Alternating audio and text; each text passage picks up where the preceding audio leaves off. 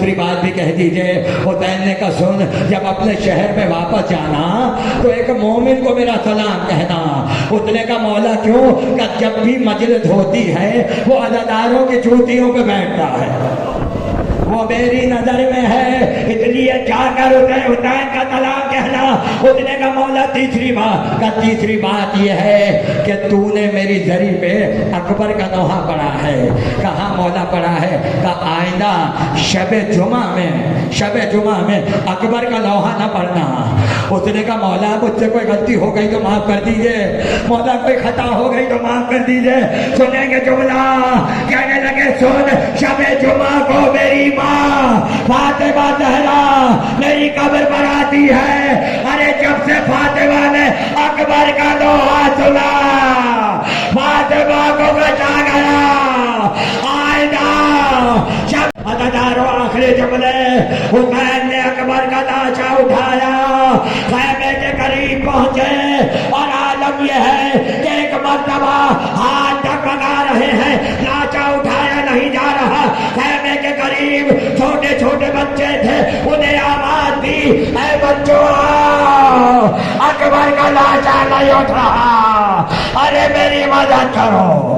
अजरुकुम अल्लाह।